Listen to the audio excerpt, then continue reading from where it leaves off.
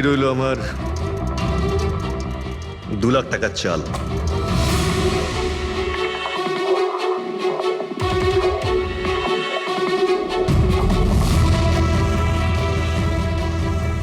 আমার 3 লাখ টাকার চাল।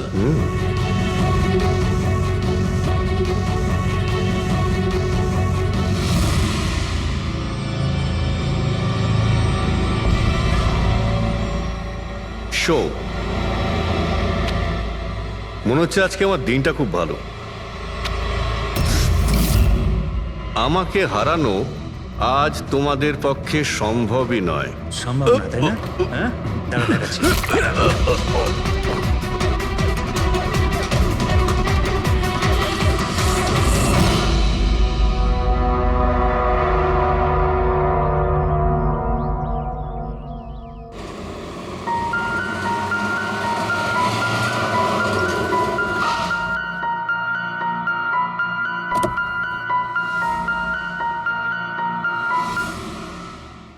চলো বাচ্চারা,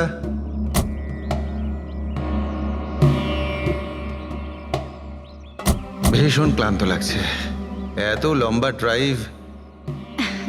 হেমন্ত, তুমি তো জানো আমরা ভ্যাকেশনে এসেছি, তাহলে কিছুদিন তুমি বিশ্রাম করে নিও। ওকে ওকে বাবা, ঠিক আছে, দরজা তো খোলো, আমি লাগেজগুলো নিয়ে আসছি। হ্যাঁ। এসো।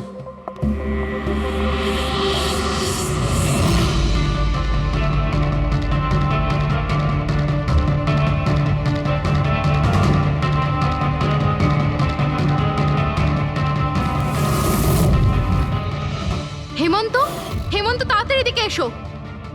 এই এই দরজাটা।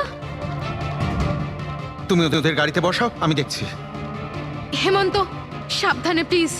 চলো চলো চলো।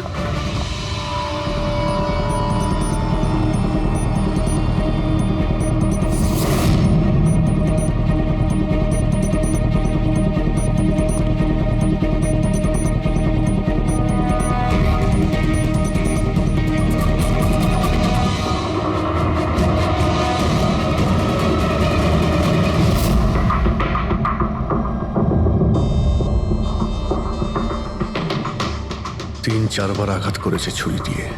লাশ খুব একটা পুরনো নয়, মনে হচ্ছে কাল রাতে খুন হয়েছে এর। জুয়া খেলার সময় মারা গিয়েছে। এই 5টা গ্লাস পড়ে আছে এখানে, আর এই 5টা ভাগে তাস বাটা আছে। মনে হচ্ছে এছাড়া আরো 4 জন ছিল, ওদের মধ্যে কেউ একজন মেরেছে একে। বাইরে থেকেও কেউ আসতে পারে। পুরবী পঙ্কজ, একটু দেখো তো এই জালনা কিংবা দরজা ভাঙা নেই তো? মিস্টার হেমন্ত, এই লোকটা কে? না স্যার, আমি তো এনাকে আগে কখনো দেখিও নি। এই লোকটা আপনার ঘরে মরে পড়ে আছে, আর দেওয়ালের চারিদিকে ওর ছবি লাগানো আছে। এটা কি করে সম্ভব? একজন অচেনা লোক আপনার এই হলিডে হোমে এসে তাস খেলছে, মারা গেছে। How it possible?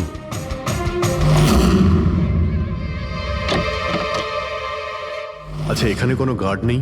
ছিল স্যার, বহু বছর একজন গার্ড ছিল, কিন্তু ওই মাস চারেক আগে তার মৃত্যু হয়, ব্যাস তারপর থেকে আর কেউ নেই। আমি ভেবেছিলাম যে এবার একজন নতুন গার্ড রাখবো। আমায় বিশ্বাস করুন, আমি একদম সত্যি বলছি। আমি এই ভদ্রলোককে চিনিও না। উনি এখানে কি করছিলেন, ওনার ছবি এখানে কেন টাঙানো, আমি কিচ্ছু বুঝতে পারছি না।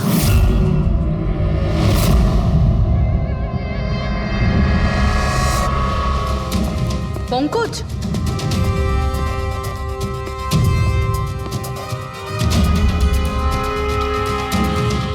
স্যার স্যার, জোর করে তো কেউ ভেতরে ঢোকেনি।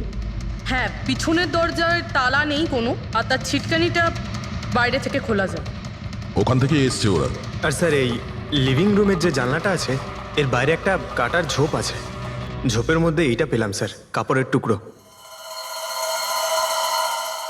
মনে হচ্ছে কেউ এর উপরে নজর রাখছিল ওখান থেকে, আর তাড়াহুড়ো করে দৌড়তে গিয়ে তখন এই কাপড়ের টুকরোটা ওইখানে আটকে যায়। মৃত ব্যক্তি ছাড়া এখানে আরো 4 জন ছিল, আর একজন লোক বাইরে, সব মিলিয়ে 5 জন। তাহলে এই ক্রাইমের অন্তত 5 জন সাক্ষী আছে। যদি ওই 5 জনের মধ্যে একজনকেও ধরতে পারা যায়, তাহলে জানা যাবে কাল রাতে এখানে কি হয়েছিল। 3 জন লোক আছে যারা এই খুনটা সম্বন্ধে জানে, এবং তারা যে খুন হয়েছে তার ছবি দেখে চিনতে পেরেছেন। কখন আসছে ওরা? একটা সময়। 5 জনের মধ্যে 3 জন প্রথমবারই পাওয়া গেল, নট ব্যাড। আর স্যার ওনারা নিউজ দেখে নিজেরাই আমাদের সঙ্গে দেখা করতে এসেছিলেন। অসাধারণ ব্যাপার। সমাজে যদি বাজে লোক থাকে, ভালো লোকও অনেক আছে স্যার। কিন্তু ওরা কাল রাতে রিপোর্ট লেখালো না কেন? স্যার স্যার এরা ওই তিনজন, প্রীতম, রণবীর, বিক্রম। প্রীতম, রণবীর আর বিক্রম। তোমরা সবাই জানো ওই খুনটার ব্যাপারে। স্যার। তিনজনের আলাদা করে স্টেটমেন্ট নাও। স্যার, যখন সিডের খুন হয়েছিল তখন আমি ওখানেই ছিলাম। সিড, ওর নাম সিড ছিল? হ্যাঁ স্যার। স্যার, আমি ওদের চিনতামও না। কালকে প্রথমবার ওদের সাথে দেখা হয়েছে, আর কালকেই খুন হয়ে গেল। এক মিনিট। সব কিছু ঠিক মতন বলবে। স্যার, আসলে ওই যে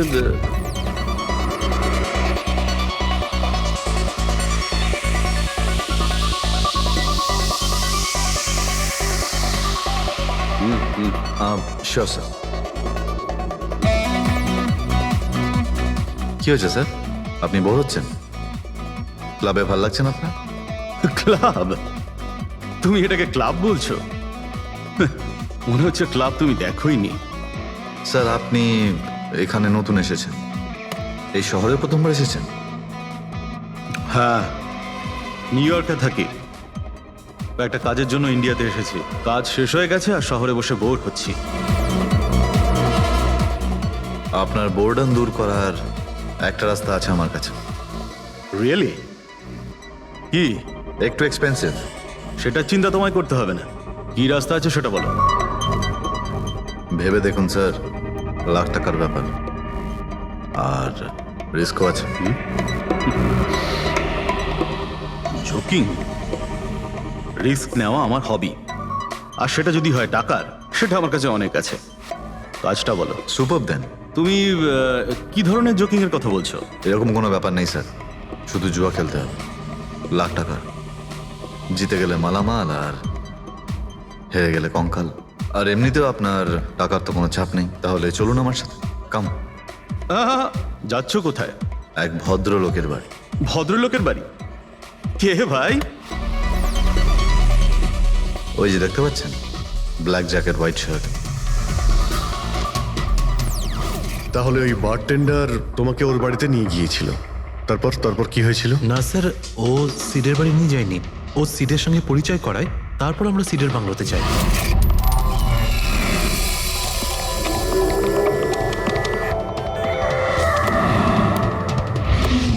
আর যখন আমরা ওখানে পৌঁছলাম তখন আগে থেকেই দুজন ওখানে ছিল।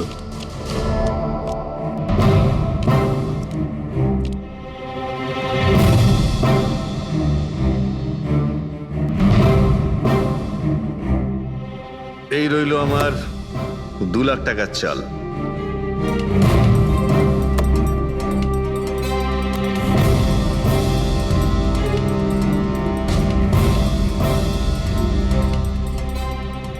শো দেখা। দারুণ ব্যাপার ভাই। কি খেয়ে বসেছিস? জিতেই চলেছিস। আমাদেরও বলে দে, আমরা একটু টাকা কামাই। ভাই, যদি খেলেই যেতে পারা যেত তাহলে তো কোনো কথাই ছিল না। এগুলো সব কপালের ব্যাপার, আর আজ আমার কপাল ভীষণ ভালো। সেটাই মনে হচ্ছে। তাহলে একটা ডিল হয়ে যাক। যাক। এটা কি করে হতে পারে? বললাম না আমার কপাল খুব ভালো। তোর লাক আজকে ভালো না অন্য কিছু? মানে এটাই যে তুই তাসের মধ্যে সেটিং করে রেখেছিস। এ নিশ্চয়ই তাসের মধ্যে কিছু গোলমাল করে রেখেছে। ভাই, এর বাড়ি হয়তো কোনো ক্যামেরাও লাগিয়ে রেখেছে, নাকি তাসে গন্ডগোল করে রেখেছে। ভেবে দেখার ব্যাপার। তোর মনে হচ্ছে আমি চিটিং করছি? অফকোর্স, নাহলে আমাদের মধ্যে কারোর হাতে ভালো তাস এলো না কেন? ওর এলো না, আমার এলো না কেন? তুই চিটিং করছিস। চিটার? এই, তুই আমাকে চিটার বলছিস? হ্যাঁ, তোকে চিটার বলছি। ও, হার মেনে নিতে পারছিস না তুই, তাই তো? খোকা, এটা বড়দের গেম, বাচ্চাদের নয়। যদি এখানে জিততে হয় না, তবে কার্ডে জিততে হয়। তাহলে বেরিয়ে যায় এখান থেকে। মুখ সামলে কথা বল। কি করছিস? কি করছিস কি ভাই? আরে ওকে তাড়া কেউ এখান থেকে। তার মানে হরিশ ওখান থেকে চুপ করে বেরিয়ে গেল। হ্যাঁ স্যার, প্রথমে আমারও মনে হচ্ছিল যে ও চলে গেছে, কিন্তু ও কিচেনে গেছিল। কিচেনে? হ্যাঁ স্যার, কিচেনে। যখন ও কিচেন থেকে বেরোলো তখন ওর হাতে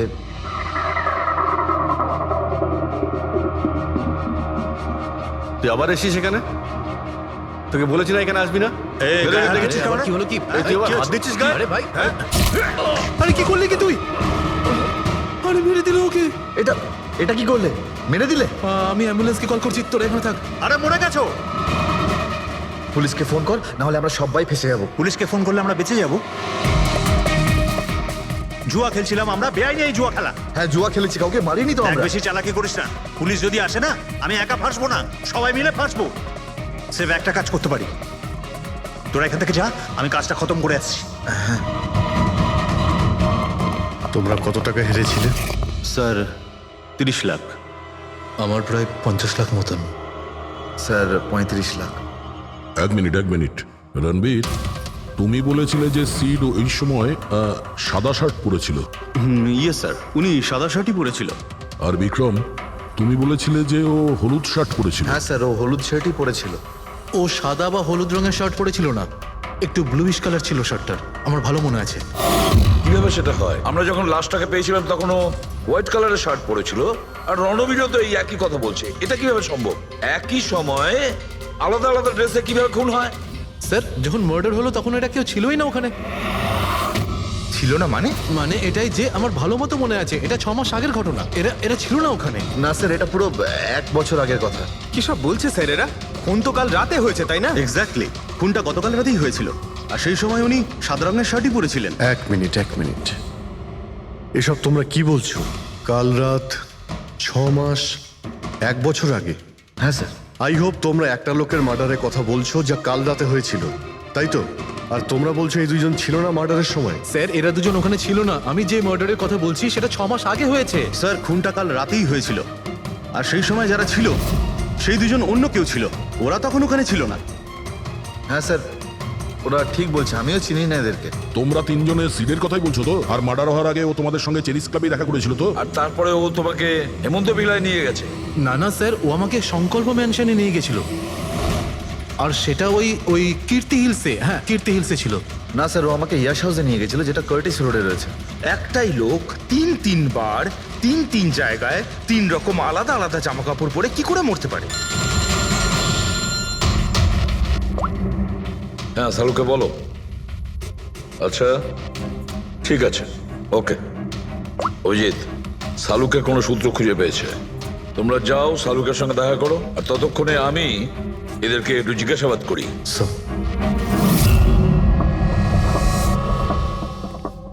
হ্যাঁ, এসো এসো ভাই, এসো, দেখো আমি কি পেয়েছি।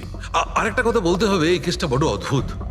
হ্যাঁ ডক্টর সালুকে, কেসটা তো খুবই অদ্ভুত, আর যেগুলো আমরা জানতে পেরেছি ওগুলো। আরে না ভাই, ওইটাও তো অদ্ভুত নয়, আমি যেটা তোমাদের বলতে যাচ্ছি সেটা অদ্ভুত। হ্যাঁ, কি হলো? তুমি এদিক ওদিক কি দেখছো? কিছু না। ঠিক তো? না, আমি আপনার কথাই শুনছি। কি বলছেন স্যার? ও আচ্ছা, হ্যাঁ, তো আমি কি বলছি? ও হ্যাঁ, অদ্ভুত। দেখো, আমি এর রক্তের সঙ্গে সঙ্গে রক্তের মতো আর একটা জিনিস পেয়েছি। রক্তের মতো? স্যার আপনার সন্দেহ একদম ঠিক ছিল, এটা ডাই ছিল। আরে সারিকা, তুমি এসে গেছো? মানে আমি বলতে চাইছি, কি বলছো তুমি? লাল ডাই? কি করে? আরে বাহ, কনসেন্ট্রেশন ফিরে পেয়েছো তুমি? আরে আমার কনসেন্ট্রেশন কোথায় গিয়েছিল? তোমরা সব সময় না আমার পিছনেই পড়ে থাকো। ও আচ্ছা আচ্ছা। আমি সিডের বডি থেকে এই প্লাস্টিক ব্যাগটা পেয়েছি। এই ব্যাগ ওর শার্টের ঠিক নিচে ওর বডির সাথে টেপ দিয়ে আটকানো ছিল। আর এই ব্যাগটাতেই একদম রক্তের মতো ডাই রাখা হয়েছিল। এটা তো ঠিক ওই রকমই যেটা ফিল্মের শুটিংয়ে ইউজ করা হয়। বা হয়তো নাটকে। নাটক? হ্যাঁ, নাটকে। যতদূর আমরা জানতে পেরেছি তাতে এটা পরিষ্কার যে সিড একজন ঠক ছিল। সিডা তার সঙ্গীরা মিলে জুয়া আর মার্ডারের নাটক করে লোকেদের ঠকাতো। তার মানে এসবের মধ্যে ওই বারটেন্ডারও যুক্ত ছিল। ও জেনে বুঝে বড় লোকদের ফাঁসিয়ে এখানে এই কার্ড পাঠিতে পাঠাতো, আর তারপরে এই মার্ডারের নাটক। তো এই জন্য রণবীর, বিক্রম আর প্রীতম আলাদা আলাদা জায়গায় আলাদা আলাদা সময় এর মার্ডার দেখেছে। আর ওরা এসব অনেক আগে থেকেই করছে, কিন্তু কাল রাত ওদের নাটক বাস্তবে পরিণত হয়। প্রতিবারই একটা নতুন বাংলো, নতুন লোক ঠকানোর জন্য। আর বাকি সব সেম, একই খেলা, একই ঝগড়া, আর সেই একই সিটের মার্ডারের নাটক। লোকেদের কাছ থেকে টাকা নিয়ে পুলিশ কেসের নামে লোকেদের ভয় দেখিয়ে বের করে দেওয়া, সব কিছু সেম টু সেম। প্ল্যান তো খুব ভালো ছিল, কিন্তু কালকে হঠাৎ মার্ডার কি করে হয়ে গেল? কারণ কালকে রাতে একটা গন্ডগোল হয়েছে। মানে 1 মিনিট।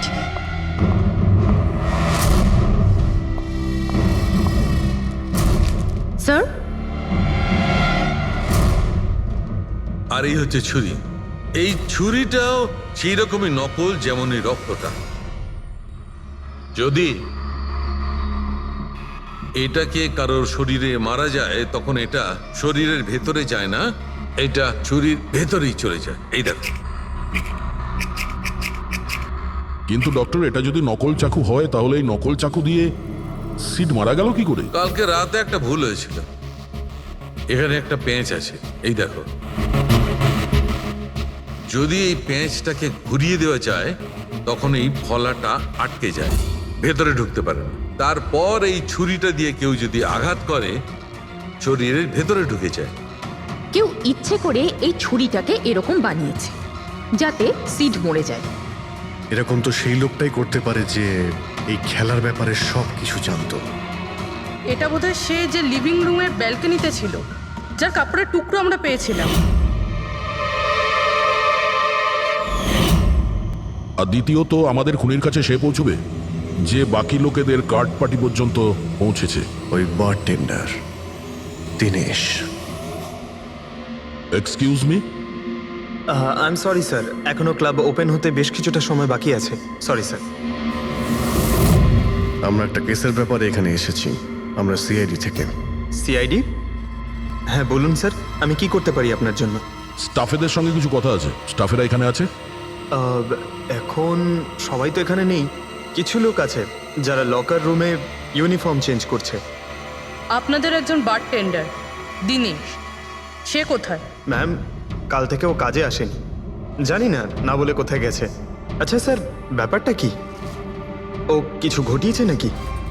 করেছে কি করেনি সেটা পরে আপনি জানতে পারবেন। আপাতত আপনি ওর অ্যাড্রেস দিন আমাদের। স্যার, ও এখানে যে অ্যাড্রেস দিয়েছিল সেটা ভুল address.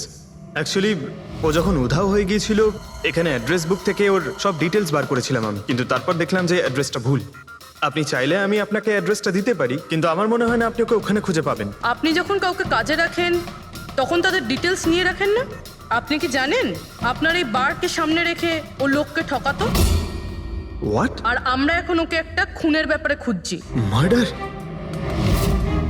I am sorry ma'am, আমি সত্যি জানতাম না। সেই জন্যই আগে থেকে ভালো করে খোঁজ নিতে হয়। রুলসগুলো আপনার ভালো করে ফলো করা উচিত ছিল। আগে থেকে এগুলো করলে আজকে এরকম প্রবলেম হতো না। I am sorry sir. আচ্ছা, এই দিনের সম্পর্কে আর কি বলতে পারো? কিছু জানো ওর সম্পর্কে? না স্যার, তেমন বিশেষ কিছু নয়, কারণ ও খুব কম কথা বলতো, বেশিরভাগ চুপ করেই থাকতো। সেই জন্য ওর বন্ধু কম ছিল, শুধু এক মেয়ে ছাড়া, মানসী। ও এখানে ওয়েট্রেসের কাজ করে। ওদের মধ্যে ভালো ভাব ছিল, যদিও ওরা দুজনে কোনোদিন এটা প্রকাশ করেনি, কিন্তু আমার মনে হয় যে ওদের মধ্যে প্রেমের সম্পর্ক ছিল। তো আপনি মানসীকে জিজ্ঞেস করেননি কি ছিল ওদের মধ্যে? জিজ্ঞেস করেছিলাম ওকে, কিন্তু ও নিজেও জানে না। কোনো ব্যাপার না, মানুষকে একবার ডাকুন তো। ঠিক আছে স্যার। স্যার, মানসী। মানসী, দিনেশ তোমার বন্ধু ছিল? ছিল মানে? ও ঠিক আছে তো? দেখো, একটা খুন হয়েছে, আমরা সন্দেহ করছি দিনেশ ওটাতে ইনভলভ আছে। আমরা ওকে খুঁজছি। তুমি জানো কোথায় আছে ও? আমি নিজেই অনেক টেনশনে আছি, ওর ফোনও লাগছে না। আর ও এখানে যে অ্যাড্রেসটা দিয়েছিল সেটাও নকল। আর আপনারা বলছেন যে ও কোনো মার্ডারের সাথে যুক্ত? আচ্ছা, আপনি তো ওকে খুব ভালো করেই জানতেন না? হ্যাঁ স্যার, আমরা একে অপরকে ভালোবাসতাম আর আমরা বিয়েও করতে চলেছিলাম। সেই জন্য ও কিছু টাকা জোগাড় করতে চাইছিল। আচ্ছা, ও এই টাকাটা ক্লাবের চাকরি থেকে জমাচ্ছিল নাকি অন্য কোনো সাইড বিজনেস ছিল ওর? চাকরি ছাড়া ও শেয়ার বিজনেসে ওর টাকা লাগিয়েছিল। আর আমাকে বলতো যে ও অনেক টাকা রোজগার করছে, আমাকে দামি দামি গিফট দিত আর দামি দামি রেস্টুরেন্টও নিয়ে যেত। তো ও তোমায় ওর ঠকানোর বিজনেসের ব্যাপারে কিছুই বলেনি? ওর কোনো ছবি আছে তোমার কাছে? হ্যাঁ আছে।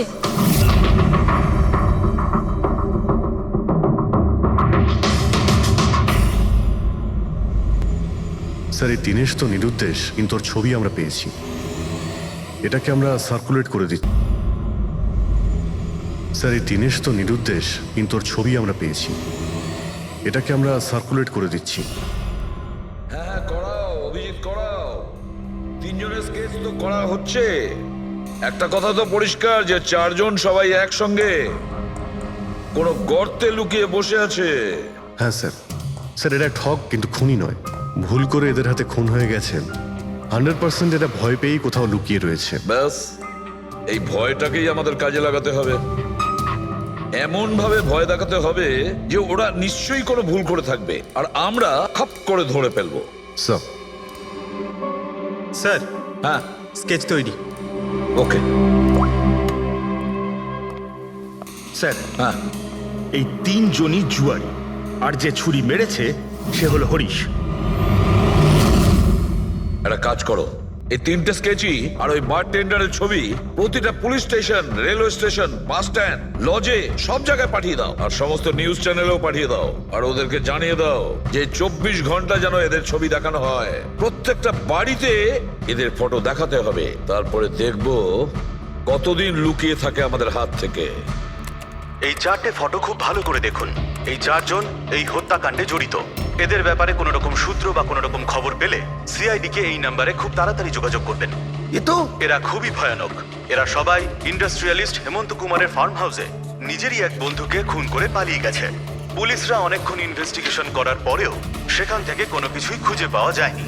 সিআইডি এদের সবাইকে খুঁজছে। এই হলো এদের ফটো।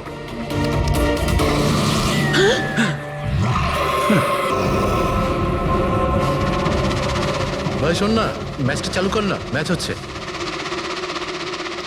এরা সবাই ইন্ডাস্ট্রিয়ালিস্ট হেমন্ত কুমারের ফার্ম হাউসে নিজেরই এক বন্ধুকে খুন করে পালিয়ে গেছে। সিআইডি এদের সবাইকে খুঁজছে। এই হলো এদের ফটো। দেখলি তুই, এরা তো সবকিছু জেনে ফেলেছে। ভাই ছবি টবি সব দেখাচ্ছে, সমস্ত ডিটেলস দেখাচ্ছে। বাজেভাবে ফেসে যাবো ভাই এসবে। হাসবো তো বটেই। আমি তোদের আগেই বলেছিলাম যে চল পালিয়ে যাই, কিন্তু তোরা তো শুনলেই না। এবার এবার পুলিশ আসবে, সব জায়গায় খোঁজ করবে, আর তখন আরে এখনো অনেক সময় আছে। চল পালাই, এই ব্যাগ তোলা, সবাই মিলে পালাই, চল।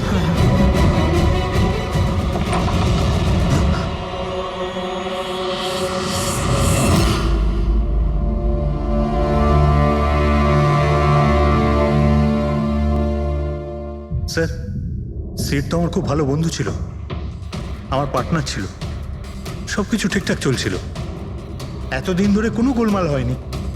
ওই রাতে কি যে হলো, আমি তো অন্যান্য বারের মতোই নকল ছুড়েই মেরেছিলাম, কিন্তু মানে মানে জানি না কিভাবে মরলো, আমি জানি না। এও জানে না। ওসব নাটক বন্ধ করো আর সত্যি করে বলো। বলো স্যার, আমরা ধনী আর এনআরআই লোকদের বোকা বানিয়ে ঠকাতাম, আর দিনেশ ওই জেডিস ক্লাব থেকে এই ধরনের বোকাদের সিডের কাছে আনতো। তারপর আমরা সেই বড় লোক এনআরআই লোকগুলোকে কোনো খালি নির্জন বাংলোয় নিয়ে যেতাম, যেটা আমরা প্রথম থেকেই সিডের বাংলোর মতো সাজিয়ে রাখতাম। হ্যাঁ স্যার, আমার একটা বিজনেসও আছে স্যার, রিয়েল এস্টেটের বিজনেস। তাই স্যার এই কাজের জন্য এরকমই খালি শুনশান বাংলোর খোঁজ করতাম আমি স্যার, আর তারপর অ্যাভেলেবেল করাতাম এই কাজের জন্য স্যার। স্যার প্রথমে আমরা মুরগিকে জিততে দিই, আর তারপর যখন সে ভরসা পেয়ে যায় তখন সিট জেতা শুরু করে দেয়। এই সব কিছুর প্ল্যান থাকতো স্যার, সিট জিততেই থাকতো, আর ওরা আমার মধ্যে ঝগড়া শুরু হতো, আর আমি রেগে গিয়ে ওকে খুন করে দিতাম, মানে মিথ্যে করেই। এসব দেখে ধনী এনআরআই লোক ঘাবড়ে যেত আর ওদের টাকা পয়সা ফেলে পালিয়ে যেত। ওঠে পর নাটক শেষ, চলে গেছে ও।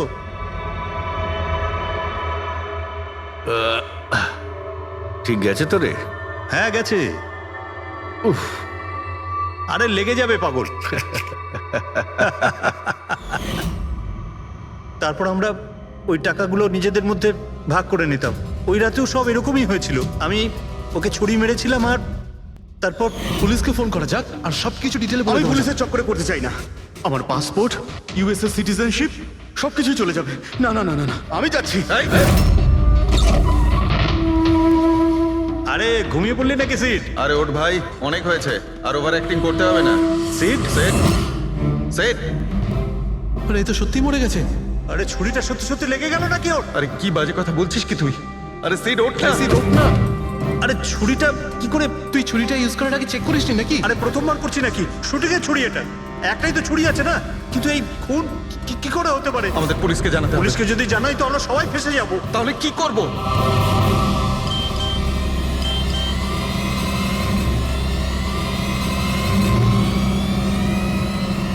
তোর খেলাটা ভেস্তে গেছে ভাই। কি? এই এই এটা দেখ, এই দেখ ফটো আছে।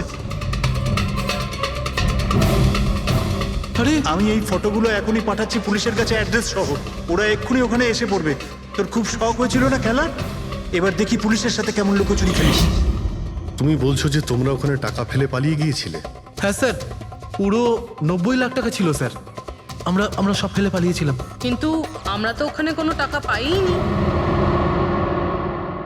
আমি কিছু জানি না ম্যাম, ওই টাকাটা কোথায় গেছে, ওই নকল ছুরিটাই বা আসল কি করে হয়ে গেল, সিডের খুন কি করে হয়ে গেল, আমি কিচ্ছু জানি না ম্যাম।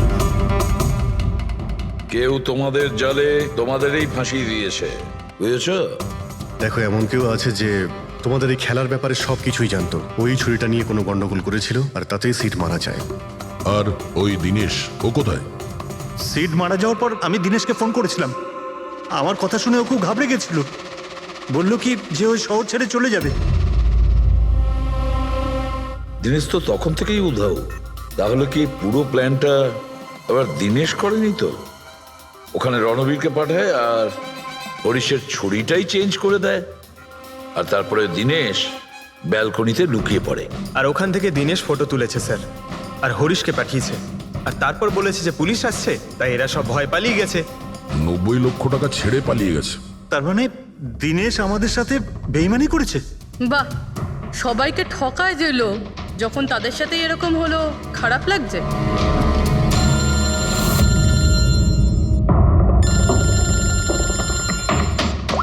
হ্যাঁ বলো সালুকে। ফ্যান্টাস্টিক, ঠিক আছে। সালুকে বললো যে প্রমাণ পাওয়া গেছে, যে জিনিস দুটো আমরা দিনেশের কথায় আমরা পাঠিয়েছি। ওর ইউনিফর্ম আর জিম ব্যাগ। হ্যাঁ দা, যে কাপড়ের টুকরো আমরা ব্যালকনি থেকে পাই, ওই টুকরোর সঙ্গে এই দিনেশের ইউনিফর্মের কাপড় ম্যাচ করছে। স্যার, তার মানে খুনি দিনেশ?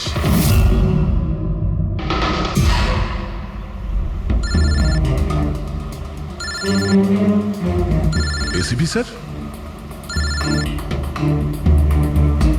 হ্যালো। কি জিটি রোড? ঠিক আছে স্যার, ওকে ওকে। জিটি রোডে যেতে হবে। দিনেশকে জিটি রোডের বাজারে দেখা গেছে।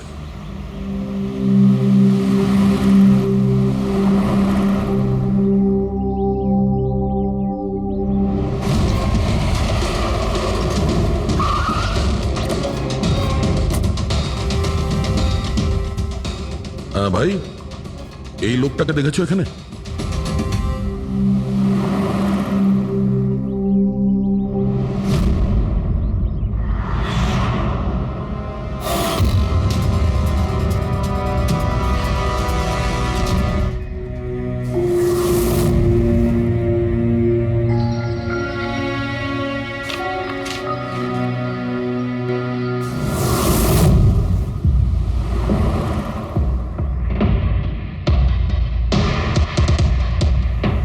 আচ্ছা এই যে দাদা, একে দেখেছেন? হ্যাঁ দেখেছি তো। কোথায়? ওই তো ওখানে দাঁড়িয়ে রয়েছে। আগে? হ্যাঁ আগে। থ্যাঙ্কস থ্যাঙ্কস, চলো। মা, বাবা, আমায় ক্ষমা করে দিও। আমি তোমাকে অনেক কষ্ট দিয়েছি, তোমাদের মান সম্মান ডুবিয়ে দিয়েছি। কিন্তু একটা সত্যি কথা, আমি খুনি নই। আমি কাউকে খুন করিনি। আমি শুধু একটু টাকা ইনকাম করতে চেয়েছিলাম। কিন্তু আমি জানতাম আজ নয়তো কাল পুলিশ আমাকে ধরেই নেবে। এটা হওয়ারই ছিল।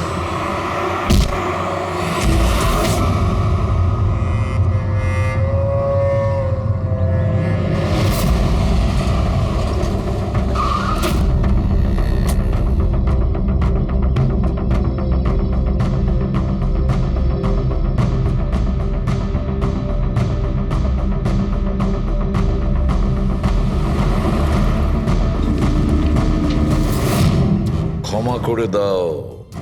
এই বদনাম নিয়ে বেঁচে থাকার থেকে মরে যাওয়া ভালো।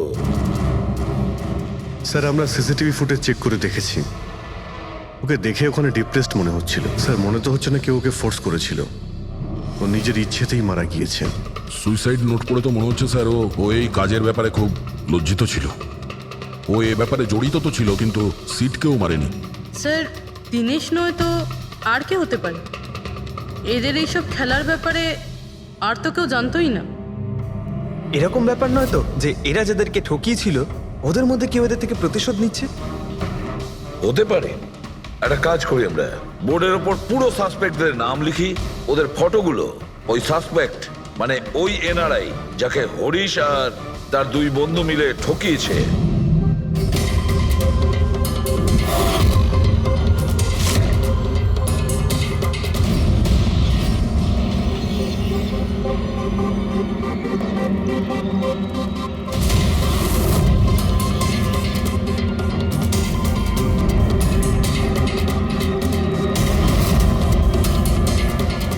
স্যার এই হলো সেই সমস্ত লোকগুলো যারা এই কেসের সঙ্গে জড়িত। অভিজিৎ, খোঁজ নিতে হবে খুনের সময় এরা কোথায় ছিল। পুরো ইনফরমেশনটা আমরা এয়ারপোর্ট ইমিগ্রেশন থেকে পেয়ে যাব। স্যার এই ফটোগ্রাফে যে 8 জন লোক আছে সেই সময় তারা ইন্ডিয়াতে ছিলই না। ইনফ্যাক্ট বেশিরভাগ লোকই এই ঘটনার পরে ইন্ডিয়াতে ফেরেইনি। শুধু এই 4 জন ছাড়া এই 3 জন সাক্ষী, বিক্রম, রণবীর, প্রীতম আর মিস্টার রানা। স্যার এক্ষুনি আমি মিস্টার রানার বাড়িতে ফোন করেছিলাম, ওনার ওয়াইফ ধরেছিলেন। বললেন যে 3 বছর আগে উনি মারা গেছেন, আর 3 বছর আগে এরা ওনাকে ঠকিয়েছিল। উনি এই গিল্ট ফেলেই ভুগতেন যে ওনার সামনে কেউ খুন হয়ে গেছিল আর উনি কিচ্ছু করতে পারেননি, যার জন্য উনি নেশার কবলে পড়েন। আর তাহলে বাকি থাকলো 3 জন সাসপেক্ট, প্রীতম, রণবীর আর বিক্রম। প্রীতম আর বিক্রম এরা তো দেশের মধ্যেই ছিল, কিন্তু এই শহরে ছিল না। এবার এই রণবীরই শুধু বাকি থাকলো। রণবীর তো নিজেই ওখানে ছিল, ওই ফটোতেও ছবি আছে। হ্যাঁ স্যার, ও একই সাথে ব্যালকনি আর হল তাতে থাকতে পারে না, এটা অন্য কেউই হবে। তাহলে কে হতে পারে এই খুনি? পঙ্কজ, মিস্টার রানা 3 বছর আগে মারা গেছেন, ওনার পুরো ডিটেলসটা আমার চাই। Sir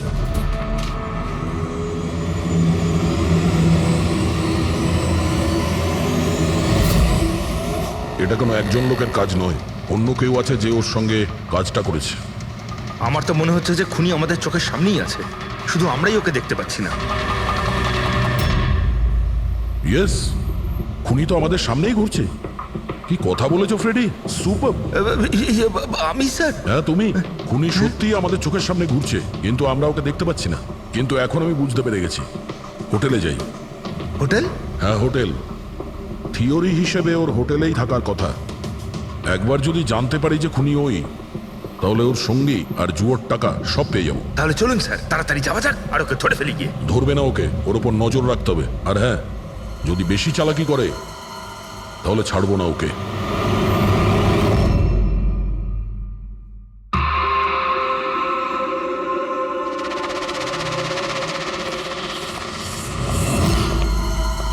excuse me. হ্যাঁ স্যার। আমি আপনার ফোন থেকে একটা ফোন করতে চাই। করুন স্যার। ওয়েল, আমার একটু প্রাইভেট কথা ছিল আর কি। এছাড়া কি আপনার কাছে অন্য কোনো ফোন আছে? স্যার ওইটাই চলে যান, ওটা থেকে কথা বলে নিন। Thank you. Thank you.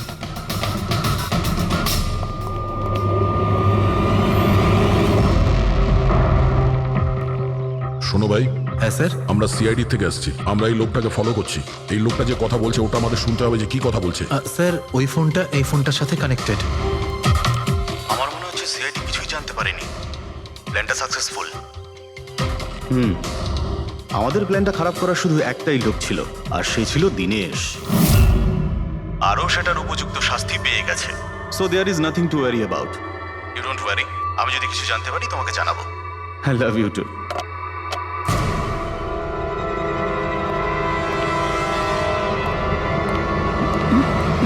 এই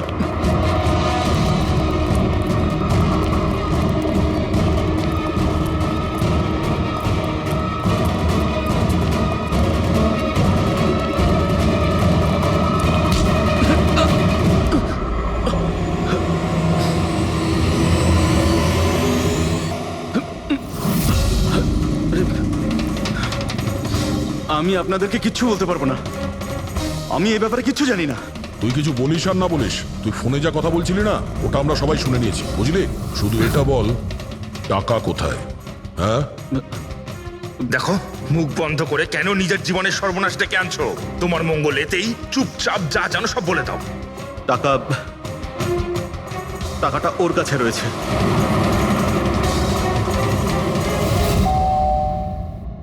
একটু দেখ তো মা, কে বেল বাজাচ্ছে? হ্যাঁ মা।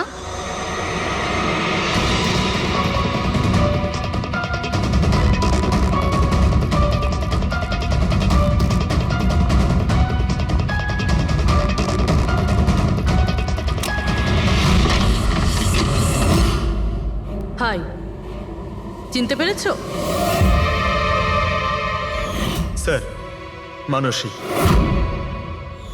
অ্যাকচুয়ালি আমরা আপনার বাড়ির তল্লাশি নিতে চাই। Search warrant. কি ব্যাপার, আপনারা কারা? সিআইডি, আমাদের কাছে আপনার বাড়ির তল্লাশির অর্ডার আছে। কিন্তু আমরা কি করেছি? আপনারা এখানে কেন এসেছেন? খুব তাড়াতাড়ি জানতে পারবে। চেক করো।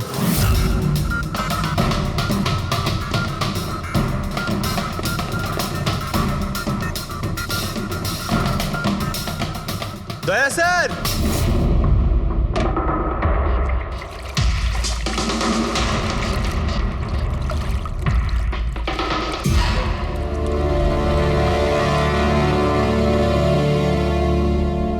চলো। এই নোটগুলোতে রক্ত লেগে রয়েছে। ডিএনএ টেস্ট করলেই জানতে পেরে যাব যে এই রক্তটা সিডের, তাই না? এবার বলো, কিছু জিজ্ঞেস করবে? এখন এ জিজ্ঞাসা করবে না, আমরা জিজ্ঞাসা করব ব্যুরোতে। কিন্তু আপনারা আমাকে কেন সন্দেহ করলেন? শেষবার আমাদের মনে হয়েছিল যে দিনেশ খুনি, কিন্তু ও সুইসাইড করে প্রমাণ করে দিয়েছে যে ও খুনি নয়। মানুষ, এটা কি চেনো? এটা তোমার ইউনিফর্মের কাপড়ের টুকরো। এটার কারণে আমরা তোমাকে সন্দেহ করছি, বুঝেছো? আর তারপর আমরা এইটা খোঁজ লাগালাম যে তুমি এরকম কাজ করলে কেন।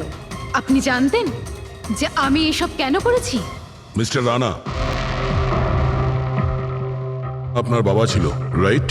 হ্যাঁ, উনি আমার বাবা ছিলেন, আর ওনার প্রাণ সিট আর ওনার সঙ্গীতের জন্য গেছে। উনি ওই ঘটনাটা কিছুতেই ভুলতে পারেননি, আর উনি একজন ডায়াবেটিসের রোগী ছিলেন। তারপরে উনি প্রচুর ড্রিঙ্ক করতে শুরু করে দিয়েছিলেন। উনি কি জানতেন এগুলো যা হচ্ছে সেগুলো সবই নাটক?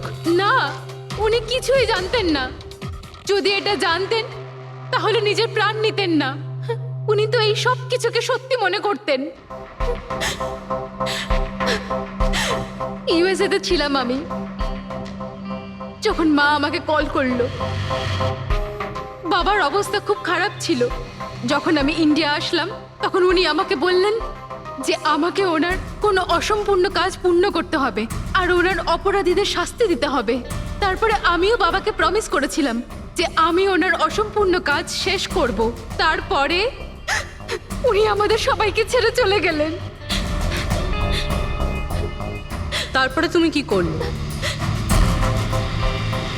তারপরে আমি খোঁজ করা শুরু করি, কিন্তু ওই সময় এরকম কোনো কেস রেজিস্টারই হয়নি।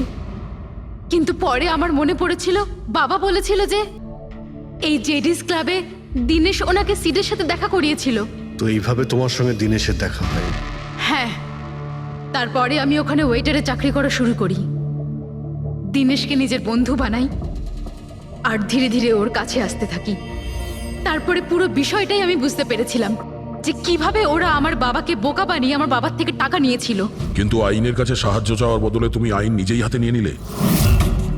বেইমানির বদলে বেইমানি। দিনেশের সঙ্গে তুমি ভালোবাসার নাটক করেছিলে। হ্যাঁ, আমি নাটক করেছি।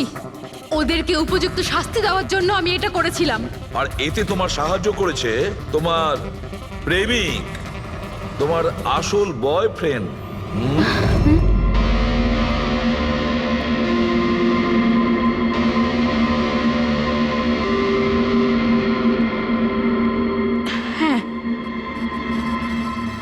আমরা দুজনে মিলে প্ল্যান করেছিলাম। রণবীর ওই রাতে জেনে বুঝে বোকা হয়েছিল। আর ওই ছুরি ছুরিটাকে খারাপ করেছিল? যদি এই পেঁচটাকে ঘুরিয়ে দেওয়া যায় তখন এই ফলাটা আটকে যায়। ওই ছুরিটাকে আমি খারাপ করেছিলাম, আর ব্যালকনি থেকে লুকিয়ে ফটো আমিই নিয়েছিলাম। তারপরে আমি ওই ফটো হরিশকে পাঠিয়েছিলাম, আর ওদেরকে ওখান থেকে তাড়িয়ে দিলাম, আর আমি টাকাগুলো নিয়ে ওখান থেকে বেরিয়ে পড়লাম। আমি আমার বাবাকে দেওয়া প্রমিস পূরণ করেছি। ওই টাকাটা আমার বাবার ছিল, আমি ওনার প্রতি ন্যায় করেছি। ভুল। ওই ন্যায় বিচার করা তোমার কাজ নয়, সেটা করবে আদালত। তুমি আইন নিজের হাতে নিয়েছিলে, আর একটা খুব মস্ত বড় অপরাধ করেছো। আইন তোমাকে কঠোর থেকে কঠোরতম শাস্তি দেবে, তোমাদের দুজনকে কঠোর শাস্তি দেবে।